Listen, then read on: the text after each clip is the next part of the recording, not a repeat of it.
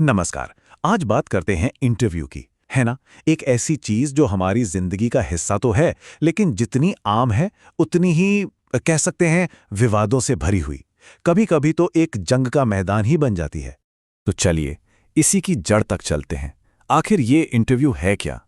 क्या ये सच को बाहर लाने का एक जबरदस्त जरिया है, या फिर जैसा कुछ लोग मानते हैं ये किसी की आत्मा पर एक हमले जैसा है?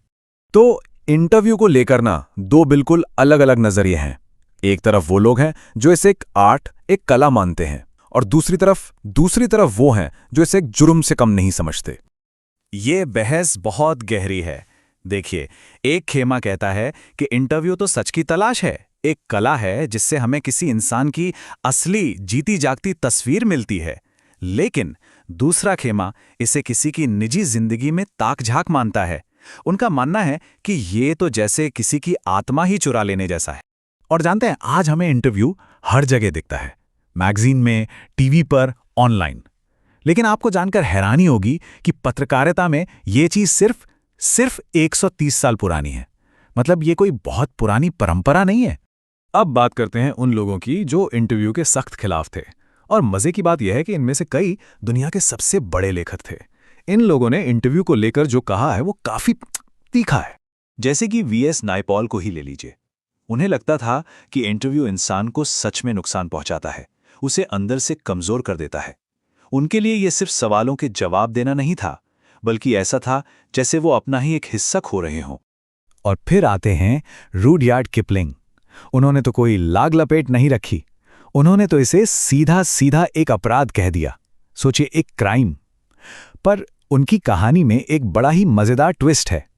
और विरोधाभास देखिए, किपलिंग जिन्होंने इंटरव्यू को अपराध बताया, उन्होंने खुद मशहूर अमेरिकी लेखक मार्क ट्वेन का इंटरव्यू लिया था। ये क्या दिखाता है? यही कि जो लोग इससे सबसे ज्यादा नफरत करते हैं वो भी कभी-कभी इसकी ताकत को, इसकी जरूरत को मान लेते हैं। तो कुल मिलाकर बात वही है, वो घुटन, वो असहजता वाली फीलिंग। जैसा कि एक और लेखक सॉल बेलो ने कहा, उन्हें इंटरव्यूज ऐसा लगता था मानो किसी ने उनके गले पर अपने अंगूठे के निशान छोड़ दिए हों, जैसे कोई उनकी आवाज को ही दबा रहा हो। अच्छा, इस पूरे मामले को और गहराई से समझने के लिए चलिए एक खास शख्सियत की बात करते हैं। एक ऐसे इंसान जिन्होंने अपनी कमाल की बुद्धिमानी से पब्लिक लाइफ को जिया।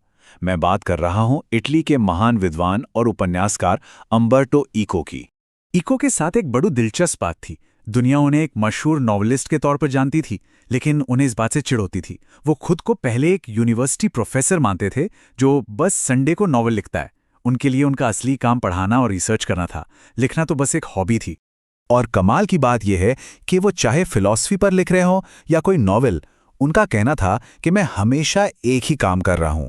मतलब उनके सारे काम की जड़ एक ही थी, उनके फिलोसॉफिकल इंटरेस्ट्स। नॉवेल तो बस उन आइडियाज को लोगों तक पहुंचाने का एक जरिया था।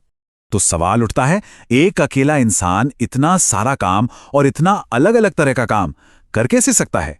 इसका जवाब इको ने एक बहुत ही सिंपल लेकिन पावरफुल कॉन्सेप्ट में दिया, जिसे वो कहते थे इंटरस्टिसेस। अब ये इंटरस्टिसेस क्या है? ये हैं वो छोटे छोटे खाली पल जो हमारे दिन में आते हैं। जैसे आप किसी का इंतजार कर रहे हैं या लिफ्ट ऊपर आ रही है। हम सब इन पलों को बेकार मानकर गंवा देते हैं। पर इको के लिए ये खाली पल एक मौका थे, एक अवसर। तो उनका तरीका क्या था? बहुत सीधा सा। जब भी ऐसा कोई खाली पल मिलता, वो उसे किसी प्रोडक्टिव काम से भर देते थे। मान लीजिए लिफ्ट का इंतजार कर रहे हैं, तो उसी में अपने किसी आर्टिकल के बारे में सोच लिया। और इन्हीं छोटे छोटे पलों को जोड़कर उन्होंने इतना बड़ा काम कर दिखाया। यही उनकी जबरदस्त प्रोडक्टिविटी का राज था। और सिर्फ टाइम मैनेजमेंट ही नहीं, उनके लिखने का अंदाज भी बिल्कुल अलग था। जहां एकेडमिक राइटिंग एकदम सूखी और बोरिंग होती है, वहीं इको अपने रिसर्च को एक कहानी की तरह बताते थे।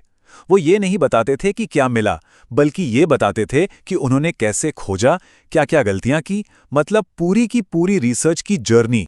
और उनका ये कहानी सुनाने का अंदाज खूब चला। उनका novel the Name of the Rose, जिसकी 1 करोड़ से भी ज्यादा कॉपियां बिकी, इसका सबसे बड़ा सबूत है। सोचिए, एक डिटेक्टिव कहानी जिसमें फिलॉसफी और मेडिवल हिस्ट्री भरी पड़ी है, और वो इतनी बड़ी हिट हुई। इससे ये भी पता चलता है कि लोग मुश्किल चीजें पढ़ने को तैयार हैं, अगर उन्हें दिलचस्प तरीके से बताया जाए। तो चलिए अब इस पूरी बातचीत को समेटते हैं। आखिर इन सब बातों का मतलब क्या है, हमें क्या टेक अवे मिलता है? तो कुछ ज़रूरी बातें जो हमें समझनी है। पहली तो ये कि इंटरव्यू एक बहुत पावरफुल चीज़ है, लेकिन इस पर हमेशा सवाल उठते रहेंगे। और दूसरी जो हमें अम्बर्टो इको से सीखने को मिलती है वो ये है कि अपने समय के छोटे छोटे टुकड़ों का सही इस्तेमाल करके और लोगों की समझदारी पर भरोसा करके बड़े से बड़े और मुश्किल से मुश्किल आइडियाज़ को भी दुनिया तक पहुंचाया जा सकता है। और ये हमें एक सवाल के साथ छोड़ जाता है। अम्बर्टो इको ने तो अपने खाली पलों में एक पूरी दुनिया बना ली। सोचिए, हमारे दिन में छिपा हुआ समय जिसे हम यूं ही जाने देते हैं, उसमें कितनी बड़ी संभावनाएं छिपी हो सकती हैं। अगर ये विश्लेषण उपयोगी लगा हो तो इसे लाइक और शेयर करना ना भूलें और ई पाठशाला यूट्यूब चैनल को सब्सक्राइब करें ताकि ज्ञान का यह सफर जारी रहे। याद रखिए, आपकी एक शेयर किसी और छात्र की पढ़ाई आसान बना सकती है।